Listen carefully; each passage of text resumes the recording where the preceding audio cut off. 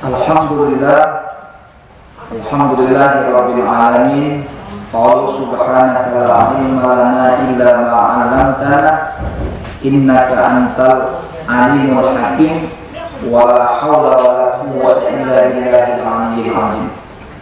Rabbi shrah li sadri wa yassir li amri wahlul 'uqdatam min lisani yafqahu qawli.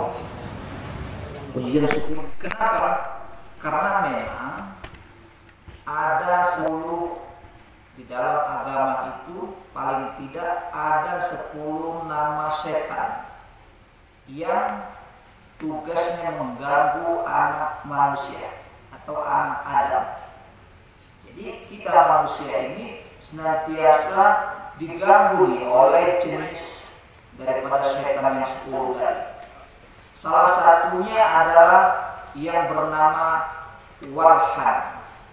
Walhan ini tugasnya menggoda manusia saat dia berada di kamar mandi.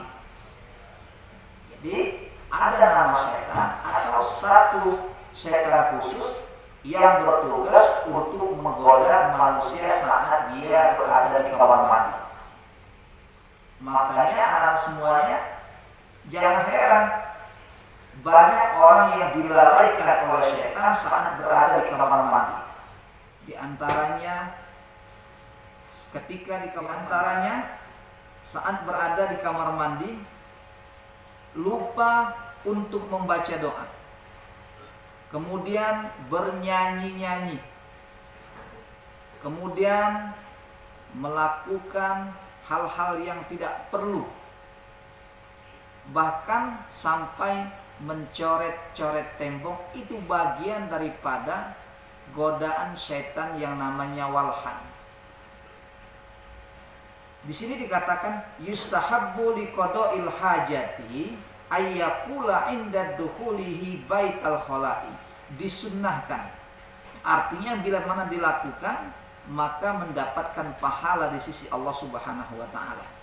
Yustahabbu, disunnahkan liqada'il hajati, bagi yang ingin buang hajat, apakah itu hajat kecil ataupun hajat besar, apa? Ayyakula, untuk mengucapkan indad dukhulihi baital khala'i, saat memasuki kamar mandi atau WC.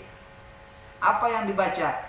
Bismillahi a'udzubillahi minal khubuthi wal khaba'is. Bismillahi a'udzubillahi minal khubuthi wal khaba'isi, atau dalam makna doa lain, Allahumma inni a'udzubika minal khubuthi wal khaba'is.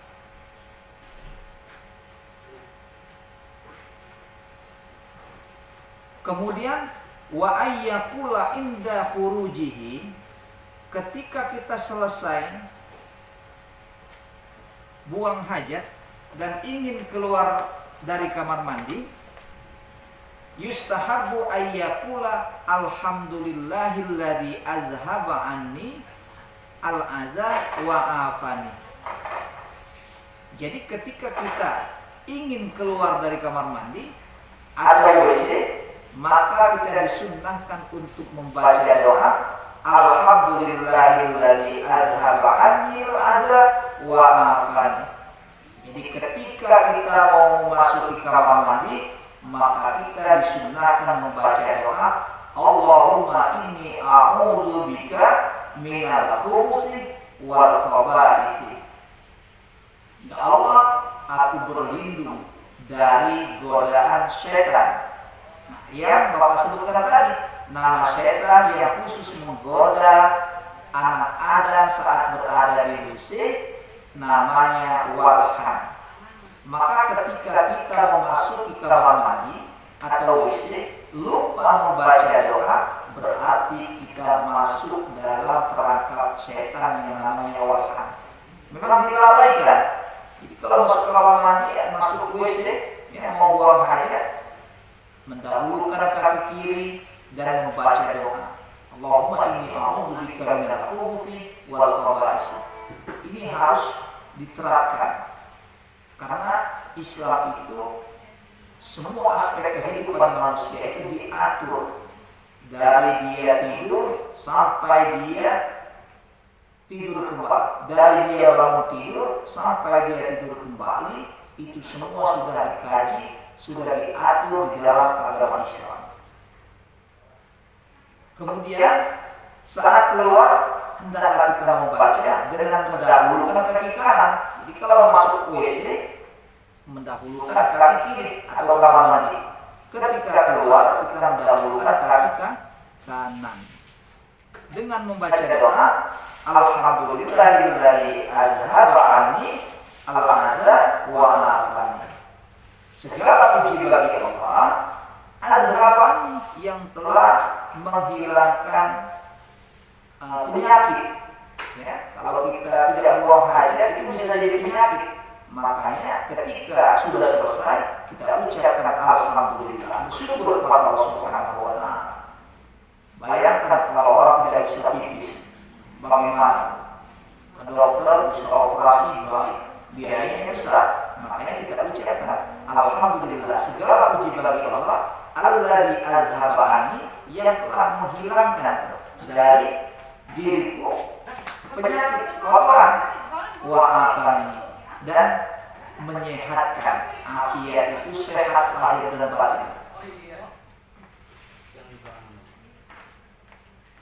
Kemudian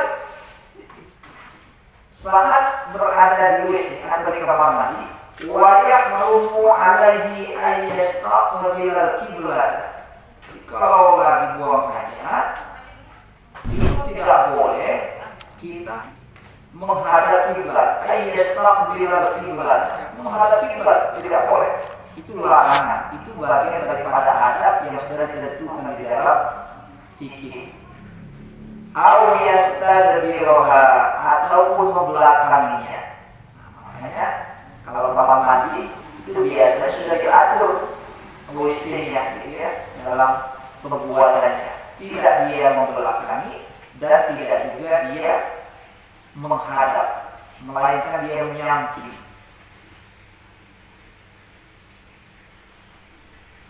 Kemudian disebutkan aw yastadbiroha fis sahra'i aw ayyabula fawqal qabr, juga nggak boleh.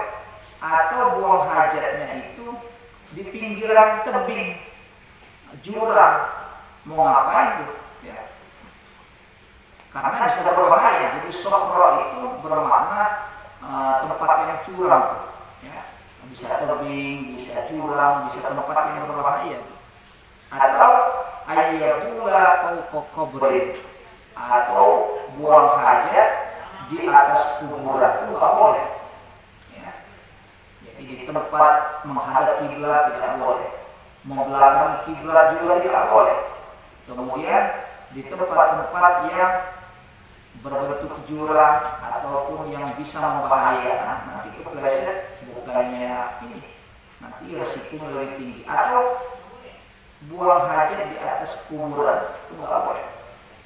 Nggak boleh. Kemudian dan dimakruhkan, ini diharamkan ya, yang kedua ini diharamkan. Jadi diharamkan, satu dia menghadap kiblat, kedua dia membelakangi, ketiga di tempat-tempat yang membahayakan, dan di atas kuburan. Itu haram hukumnya. Kemudian yang makruh, wa yakrahu lahu ayyabula qa'iman, dimakruhkan. Makruh itu artinya dibenci, ya, tidak disukai oleh Allah Subhanahu wa taala. Kalau dilihat nggak enak, itu makruh namanya. Apa itu? Ayyabula qa'iman, pipis atau buang hajat berdiri. Nah, itu makruh hukumnya. Tapi memang rata-rata kalau sekarang itu diposisikan berdiri, ya. Kalau kita ke mall dan lain sebagainya, tapi usahakan dulu jongkok, ya, jongkok. Kemudian wafil ma'ir raqidi, dan dimakruhkan juga buang hajat di air yang raqidi. Raqid itu air yang tenang, yang tidak mengalir, ya. Umpamanya ada danau yang kecil, dia buang hajat di situ. Nah itu nggak boleh, makruh. Ya. Wafil matir rohi, di air yang tenang, air yang tidak mengalir. Kemudian mana lagi yang makruh? Watah tasyajaratil mirati, di bawah pohon yang lagi ada buahnya. Jadi kalau ada pohon lagi berbuah, jangan buang hajat di bawahnya. Takut nanti buahnya berubah rasanya. Ya, ini dimakruhkan, ini diatur di dalam Islam bagaimana tata cara seseorang dalam buang hajat. Wadilli, apa itu zilli? Zilli itu tempat bayang-bayangan atau tempat orang berteduh.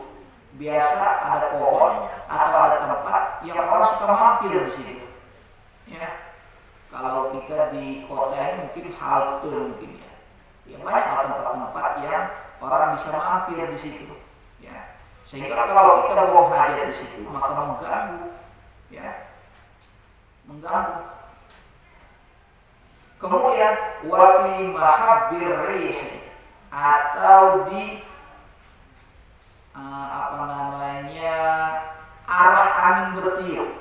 Nah, jadi kalau ada angin itu ada muaranya. Nah, kita buang hajat di situ itu juga nggak boleh. Ya, arah angin bertiup, berhembus.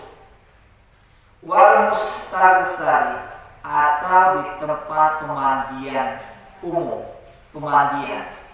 Ya, umpamanya sungai atau kali itu, nah, itu nggak boleh tuh. Ada tempatnya, jadi tidak boleh sembarangan di pemandian. Wal mughtasal, itu tempat pemandian, biasanya tempat nyuci, tempat mandi. Ya. Kemudian wa mahallis sulbi wa thaqabi, dan di tempat-tempat orang biasa mengadakan kegiatan, itu juga nggak boleh. Ini kalau makna secara bahasanya bahwa mahallis sulbi itu tempat meminta, tapi maksudnya tempat orang biasa bertransaksi, biasa ada kegiatan-kegiatan, tempat umum lah. Kemudian watakallumu li ghairi hajatin, dan ketika kita buang hajat itu tidak boleh kita ngomong kalau tidak ada hajat, tidak ada keperluan. Jadi nggak boleh selain kita diam. Ini lagi buang hajat, lagi di kamar mandi ngobrol. Ya, apa jadi obrol? Nggak boleh, makruh. Jadi tidak boleh ketika saat buang hajat, apakah kita pipis dan lain sebagainya, kita berbicara saja, itu sebenarnya bagian daripada syaitan melalaikan kita. Maka kalau ada orang umpamanya masuk dia kamar mandi, dia nyanyi-nyanyi di situ, dia teriak-teriak di situ, walaupun dia sendiri, atau dia ngobrol, bahaya itu kalau ngobrol sendiri. Ya, di kamar mandi ngobrol sendiri, bahaya. Ya, itu bagian daripada godaan syaitan yang namanya walhan. Jadi syaitan walhan itu begitu, menggoda orang yang khusus berada di WC, di kamar mandi. Wa hamlu ma fihi dzikrullah, dan dilarang atau dimakruhkan membawa sesuatu yang ada kaitannya dengan asma Allah, zikir kepada Allah, seperti umpamanya Al-Quran, seperti buku pelajaran yang ada di dalamnya tulisan-tulisan Al-Quran, dan tidak pantas juga, ya, apalagi dia ngaji di dalamnya, itu juga tidak pantas. Jadi membawa sesuatu umpamanya ada cincin, kemudian cincinnya bertuliskan apa gitu, maka itu harus dilepas. Nabi pun begitu, ketika dia memasuki khala, idza dakhala khala, kalau Nabi itu masuk ke dalam kamar mandi, maka cincinnya dilepas, cincin Nabi dilepas, ya, cincin Nabi dilepas. Dan hal-hal yang berkaitan dengan zikir, asma Allah itu tidak boleh dilafalkan secara terang-terangan, keras. Lagi ngaji itu tidak boleh. Jadi itu anak semuanya ya. Jadi ini penting. Karena kenapa?